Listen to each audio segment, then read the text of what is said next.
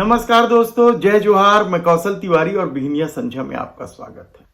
मध्य भारत का फेफड़ा कहलाने वाला हसदेव बेदर्दी से काटा जा रहा है। आदिवासियों पर अत्याचार की एक अलग खबर है। पुलिसिया कार्रवाई की खबर तो सभ्य समाज को हैरान और परेशान कर देने वाली है। हसदेव की कटाई के विरोध में रायपुर से लेकर हसदेव तक यानी सरगुजा तक विरोध के स्वर सुनाई दे रहे हैं, लेकिन मित्र प्रेम और अदानी की सल्तनत के आगे सत्ता क्या मौन हो गई है। क्या उन्हें आदिवासियों पर हो रहे अत्याचार दिखाई नहीं दे रहा है? ये सवाल तो है ही है, लेकिन हम आज बता दें कि छत्तीसगढ़ अनुसूचित जनजाति आयोग ने जो रिपोर्ट पेश की है वह चौंकाने वाला है कि किस तरीके से हसदेव की कटाई के लिए फर्जी ग्राम सभा के अनुमोदन के आधार पर फैसला लिया गया है। किस तरीके से वहां आदिवासियों के साथ अत्याचार हो रहा है, ये बेहद ही चौंकाने वाला रिपोर्ट है। और इस रिपोर्ट के बाहर आने के बाद भी यदि न तो हसदेव की कटाई रुक रही है और ना ही आदिवासियों पर अत्याचार रुक रहा है, तो फिर इसे क्या कहा जाए? देखिए, जो 3-4 दिन पहले पेड़ कटे हैं पलसा कोल ब्लॉक के, पलसा कोल ब्लॉक जहां स्थित है वो संविधान की 5वीं अनुसूची के इलाके में है, जहां ग्राम सभा की सहमति अनिवार्य है। जब कोल ब्लॉक का आवंटन हुआ था तब से लेकर वहां की ग्राम सभाओं ने विरोध किया है।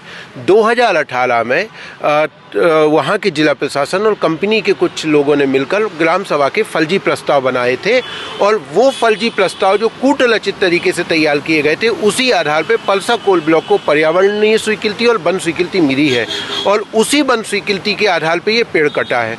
5 सालों से लोग लगातार कह रहे हैं कि ये एक फर्जी है, इसकी जांच की जाए। 2021-22 में लोगों ने आयोग के समक्ष जो है आवेदन प्रस्तुत किया था कि हमारी जांच की जाए। आयोग ने विधिवत सुनवाई की।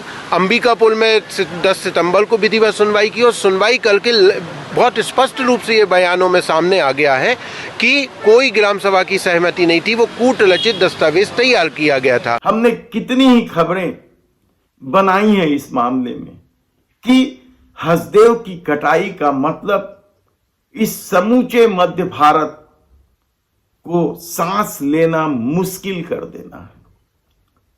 कितने ही विलुप्त प्रजाति के पेड़ पौधे जीव जंतु हसदेव में हैं और उनका समाप्त हो जाना, जंगल के जानवरों का गांव-गांव तक घुस जाना, कितने ही तरह की परेशानियों का सामना लोगों को करना पड़ेगा। लेकिन सत्ता का अपना खेल है और अदानी की अपनी ठसक है। और यदि समूची सरकार ही अदानी के फेवर में खड़ा हो जाता है तो इन बातों का कोई मतलब नहीं रह जाता कि राजस्थान को बिजली की जरूरत है या नहीं। जो रिपोर्ट सामने आ रही है उसके मुताबिक तो राजस्थान में पहले से ही मांग से ज्यादा बिजली के उत्पादन हो रहे हैं और वे दूसरे राज्यों को बिजली बेच रही है। लेकिन यदि अदानी को कोयले से फायदा पहुंचाना है तो फिर हसदेव की कटाई जरूरी है। हसदेव की जो कटाई हो रही है उसी मुद्दे पर हम यहाँ आए हुए हैं। सभी को पता है पिछले 10 सालों से हसदेव आरण्य की जो कटाई हो रही है, जो बहुत बड़ा 5000 हेक्टेयर का बड़ा भूभाग है, जहां अडानी की कंपनी के द्वारा कटाई होनी है और चल भी रही है। पर वहां के जो ग्रामीण है पिछले 10 सालों से आंदोलनरत हैं, क्योंकि वो जंगल की कटाई को रोक रहे हैं और खनन नहीं होने के विरोध में भी बैठे हुए हैं। तो आज हमें यही सब आदिवासी समाज के नहीं, पूरे प्रकृति जो प्रेमी यूथ जो यहाँ एकत्रित हुए हैं, आज आयोग आने का मेन उद्देश्य ये है कि एक रिपोर्ट बनी जो फर्जी ग्राम सभा की, जो अध्यक्ष साहब जो यहाँ आयोग के अध्यक्ष हैं, उनके द्वारा उसकी सहमति और साइन कर दिया गया था, पर सचिव महोदय के द्वारा साइन नहीं किया जा रहा है। और पिछले 17 और 18 तारीख से हम लोग यहाँ एकत्रित हुए हैं। कोल इंडिया की अपनी रिपोर्ट है। कोल इंडिया तो साफ तौर पर कहता है कि उनके पास जो खदानें हैं वो आने वाले 50 सालों तक बिजली में लगने वाले कोयले की खपत की पूर्ति कर सकती है।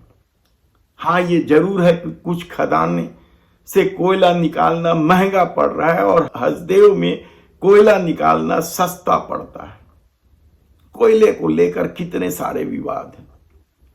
ये वही कोल स्कीम था जो बाद में फर्जी निकला, जिससे मनमोहन सिंह की सरकार बदल गई थी।